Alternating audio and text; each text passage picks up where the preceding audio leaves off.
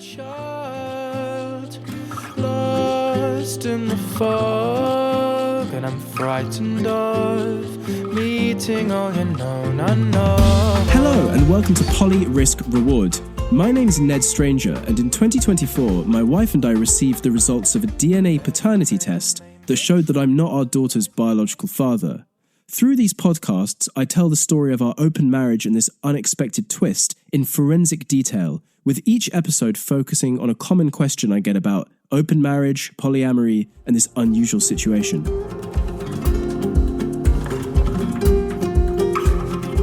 Jealousy is probably one of my favourite topics of conversation.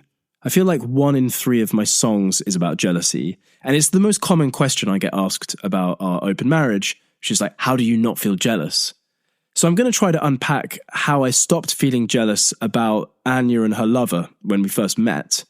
And the starting point was I tried to understand why I was feeling jealous, because I feel like everyone's definition of jealousy is slightly different. Everyone has their own like color and shape of it, depending on what causes it and how it's manifested. And if you look in different dictionaries, it's generally defined as this sort of protectiveness over something that you have, as opposed to envy, which is this like resenting someone else because they have something that you want. With jealousy, it's trying to preserve your relationship or keep your partner and stop other people from intruding on that. But when I looked at Anya and her lover and thought about what was making me jealous, I realized it was more than this fear of losing her, because it wasn't limited to her lover. It was actually even about her exes. So when she talked about past lovers, I would feel even more jealous about that, even though there was no danger of them stealing her away from me. And I realized something really interesting, which was none of this was limited just to Anya. It was almost related to even people that I hadn't met. And so, for example, if I heard a story about 2 people having a really cool sexual encounter at a party, I would feel this like twinge of jealousy. And so I realized that it was something bigger. It was this competitiveness, this need to be better than everyone else in all categories. And I realized that was extremely unhealthy, totally ridiculous and unrealistic. And so I decided to unpack that.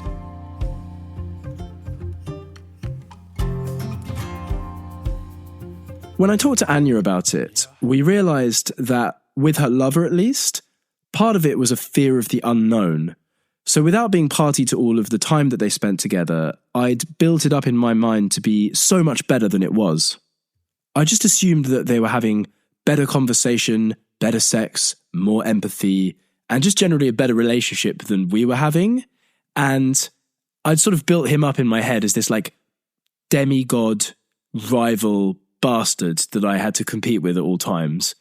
And so she was like, why don't you just meet him for a drink and talk about things and maybe you will sort of like rehumanize him. I agreed with it. I thought, yeah, that makes a lot of sense. And it's actually something that she did when she first entered this world of polyamory and she was dating him and he had a girlfriend. She actually met the girlfriend and they talked. And apparently it really helped her. So I agreed to meet him for a beer in East London in one Saturday afternoon. And I remember he went to the bar to get our beers and he brought them back to the table.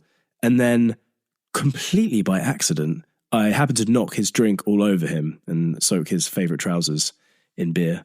So it's worth pointing out, actually, at this point, I'm not a clumsy person by nature, especially when it comes to wasting good beer. Anyway, he patted himself dry. I went to the bar to get another drink and we started talking. And the more we talked, the more I realised, firstly, he was not this like perfect evil demigod rival, but he was just another normal, nice guy with his own desires and his own flaws and his own needs and even his own jealousy. So he was jealous about me because I was the new guy on the block that Anya was talking about all the time, this cool English guy, which I thought was a oxymoron, but apparently that can exist. And so he had this feeling about me and he was feeling insecure.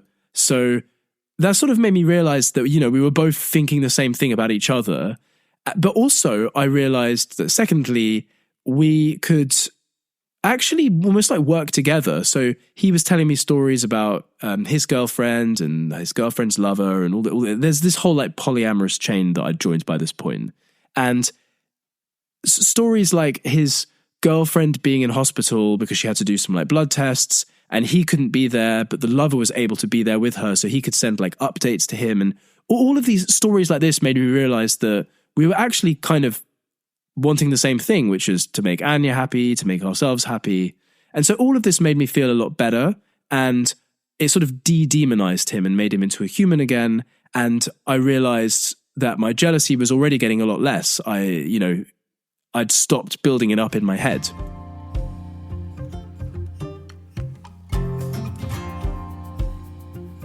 Now, this all really helped with Anya's relationship with the lover, but I still had this like general jealousy.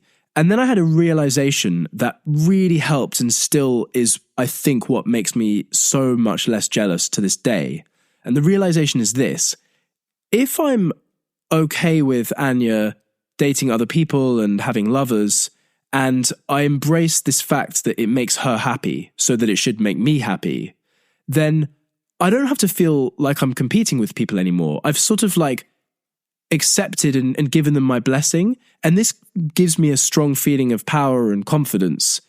It's almost like I'm not playing the game anymore. I've become the referee of the game. And it's kind of all happening with my blessing.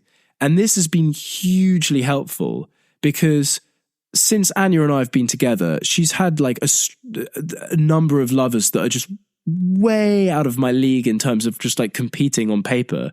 You know, she's dated a world famous neuroscientist who's like published really intelligent books, and a couple of like really high flying entrepreneurs, and even a Grammy award winning guitar player, which is like my instrument. Like if there's anything that's going to make me feel triggered and like competitive, it's going to be this guy who's got a Grammy in the instrument that I play. But actually, because of this feeling of like power and self-confidence, I'm just really happy that she's meeting people that she has such a cool time with. And as we'll see through the story as it unfolds, this desire to always try to work with what your partner wants or your lovers want and what you want, and focus on this desire rather than the fear of losing them or this distaste for them having fun times with other people is so, so important. So that's the idea I want to leave everyone with today. Thank you so much for listening to Poly Risk Rewards. Please remember to tell your friends and leave us a 5-star review on your podcast platform of choice. And thanks again for listening. My name is Ned Stranger. This was Poly Risk Reward on Jealousy.